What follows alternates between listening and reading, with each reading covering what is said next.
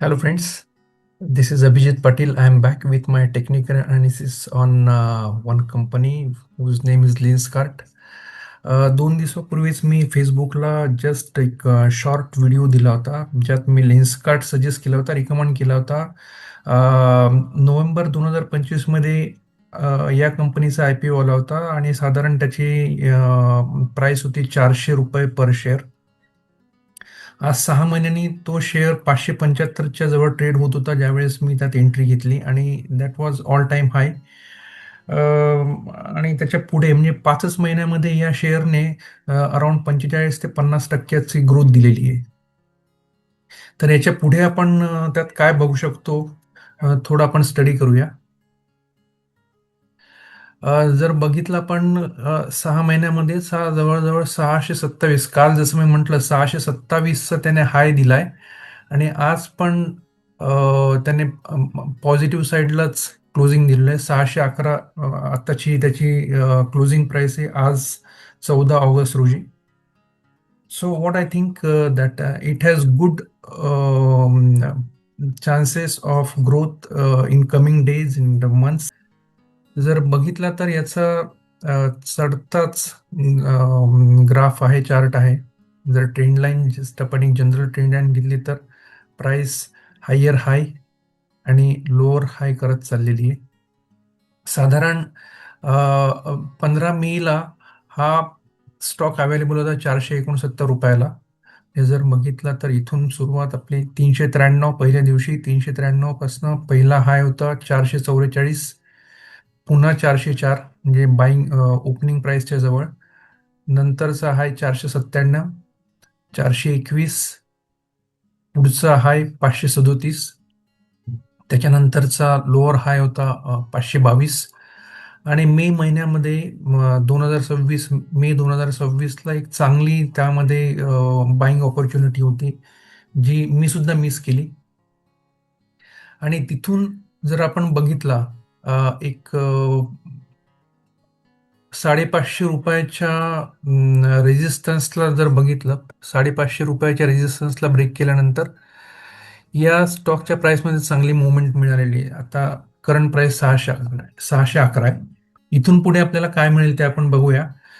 सध्या डिटेल टेक्निकलमध्ये न जाता आपण अवरली किंवा एक शॉर्ट टाइम फ्रेमवर बघूया, कारण इतकं मोठं यामध्ये इंडिकेशन देणारं सध्या टूल आपल्याकडे नसणार आहे. तर मी सध्या याला 1 तासाच्या टाइम फ्रेमवर घेतो आणि त्यात आपल्याला बघायला मिळेल की ट्रेंड लाईन वरच्याच बाजूची आहे. बऱ्याच वेळेस ट्रेंड लाईन सपोर्ट घेते इथे.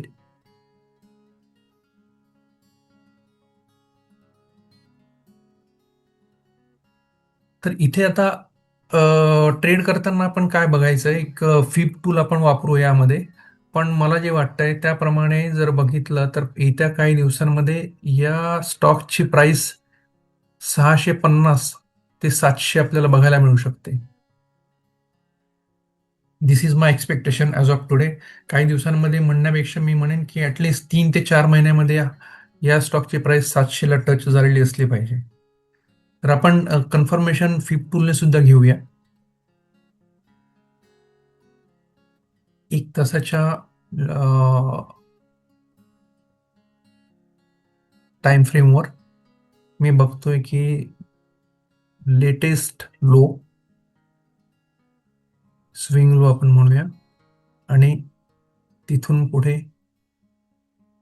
ही प्राइस 593 पर्यंत गेली आणि 593 पासून जर आपण पुन्हा यात बघायचं म्हटलं, इथे एक आपल्याला 592च्या जवळ अपसाइड होताना दिसतंय. जर आपण क्लोज लुक घेतला तर कळेल आपल्याला. साधारण 0.382 level which is at this moment very good level to enter. जर उद्या 611 किंवा 615च्या वर जर उद्या आपल्याला 1 तासाच्या टाइम फ्रेमवर एंट्री मिळाली, कारण ही जी शेवटची कॅन्डल आहे ती अगदी 611.95 म्हणजे साधारण 612च्या लेवलला क्लोज झालेली आहे. आजचा हाय होता ₹616. तर डेफिनेटली आपल्याला या रेंजमध्ये कुठेही एंट्री करता येईल. आणि जसं मी म्हटलं,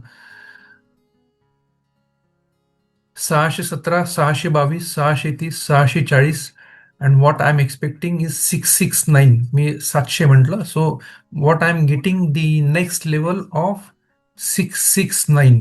म्हणजे साधारण एक दोन तीन चार पाच स्टेप्समध्ये, पाच स्टेजेसमध्ये आपल्याला या स्टॉकची मुवमेंट बघायला मिळू शकते.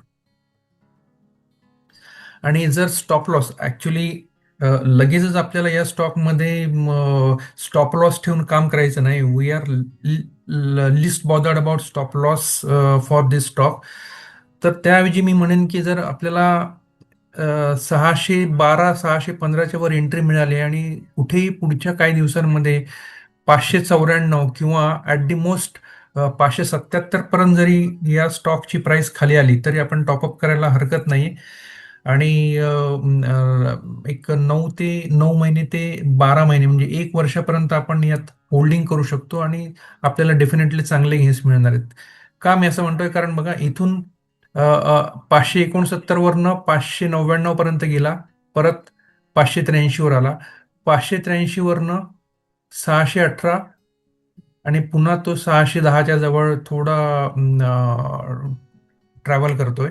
So it is like up and down, up and down, up and down.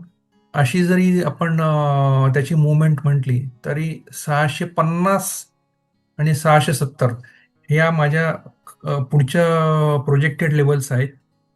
You can think of it. As I showed you, दोन्ही टाइम फ्रेमवर म्हणजे एक अवरली टाइम फ्रेमवर ॲज वेल ॲज डेली टाइम फ्रेमवर आपल्याला याची ट्रेंड लाईन अपसाईडलाच बघायला मिळते. And I am pretty sure की 670 ते 700 ह्याच्यामध्ये मला बघायला मिळेलच. ॲज ऑफ टुडे मी साधारण 6.5% प्रॉफिटने याच्यात होल्डिंग करून आहे. ज्यावेळेस आपला कॅपिटलचा प्रश्न असतो किती क्वांटिटी घ्यायची, या लेवलला तुम्ही एक 25 ते 30 क्वांटिटी घेऊ शकतात. आणि जर तुम्हाला वाटलं की प्राइस खाली पडते त्यावेळेस तुम्ही एक 10-10च्या लॉटने म्हणजे 10 क्वांटिटी टॉपअप करू शकतात. ॲट द सेम टाइम जर पिरामिड बाईंग करायचं असेल, म्हणजे ज्या वेळेस तुम्हाला एक सर्टन सपोर्ट मिळतोय, सपोर्टवरनं प्राइस वर गेली, रेजिस्टन्सवरनं खाली आली, तर त्याच्या मागच्या सपोर्टला इथे जर मी पुन्हा अवरली टाइम फ्रेमवर आलो, सपोज 615च्या जवळ तुम्ही बाईंग केलं, 615, 617, आणि तुम्हाला वाटलं की 622 पर्यंत याची प्राइस गेलेली आणि 622ला सस्टेन होते, you can top up with another 5 quantity. त्यानंतर जर 640ला गेलं तर तुम्ही 5 ते 10 क्वांटिटी टॉपअप करू शकता. So it is called pyramid buying. When you are seeing the rise in the prices, you can slowly top up the quantity and you can make the holding of 50 to 75 shares with proper gains.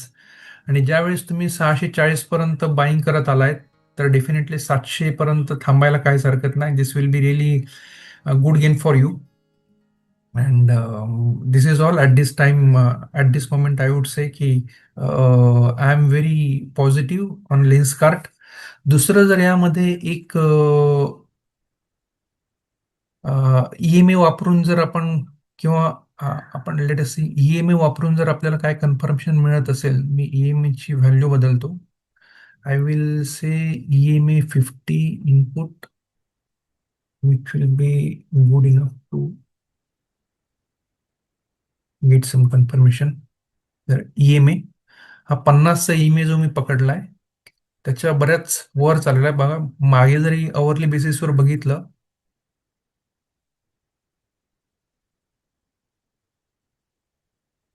C EMA पर्यंत 50 EMA पर्यंत price खाली येते, तिथून वर जाते, पुन्हा 50 EMA ला support घेते, तिथून वर जाते. आणि ऍट दिस मोमेंट जर आपण बघितलं 50 ईएमएच्या बऱ्यापैकी वर प्राइस ट्रॅव्हल करते. So good time to enter. परवा जरी सांगितलं आणि तुम्ही एंट्री केली असेल साधारण 600 ते 590च्या रेंजला तरी चांगलं आहे. आणि 615 पर्यंत तुम्हाला कुठे एंट्री मिळत असेल तर तुम्ही पिरामिड बाईंग किंवा खालच्या सपोर्टला तुम्हाला चान्स मिळाला तर तुम्ही एंट्री करू शकतात आणि तुमची क्वांटिटी 50 ते 75 पर्यंत होल्ड करून 700च्या टार्गेटला तुम्ही थांबू शकतात. सो बघा, तुम्हाला काय वाटतं, कॅपिटल मॅनेजमेंट तुम्ही कसं करतात आणि काय रिस्क तुम्ही घेऊ शकतात? That will definitely give an advantage. आता मी इथे लेन्सकार्टवर थांबतो आणि आशा करतो की तुम्हाला त्यात चांगला बेनिफिट होईल.